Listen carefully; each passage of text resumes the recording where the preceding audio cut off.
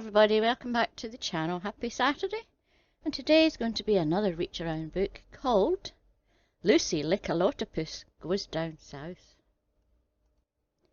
Lucy Lickalotapus lived in San Francisco Bay. She thought an awful lot of it. It was dark and cold and grey. There was no way that she could stand more wind and rain and snow. That was the day that Lucy planned her trip to Mexico. Marty Megasaurus agreed to watch the house. Lucy packed a bag and thought, I've got to get down south. She had no clue what she would eat or even where she'd stay, but Lucy knew that she could make some friends along the way. There's a spot in San Jose that she'd heard about. Lucy stopped there on the way to check the action out. The waitress winked at Lucy and showed her to her seat. She was back a minute later with some albacore on wheat. Lucy grabbed those healthy buns as the waitress turned around. She spread them wide and had some fun with the tuna she'd just found.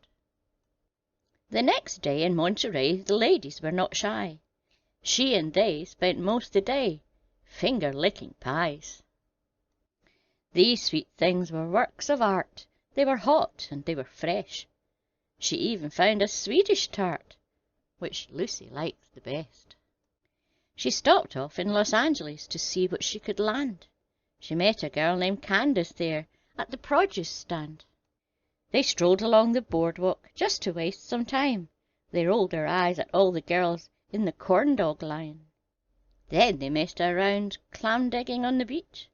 As the sun went down, Candace shared her little peach. Next stop, San Diego. Lucy sure was getting close. She went into a bakery there, just following her nose. The pastry baker's hand was slick from buttering her muffin. She had Lucy take a lick. She thought it needed something. Oh dear. Lucy grabbed her honey pot and made a gooey mess. The baker just sat back and watched while Lucy did the rest.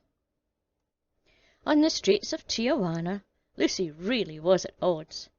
All that she could find to eat were badly wrapped kebabs. They were offered up by working girls down along the docks. Most of them had crabs and worms and smelled like dirty socks. Lucy got back in her car and headed down the coast. She did not have that far to go for what she loved the most. As she passed through Ensenada's gates, she could smell it in the air.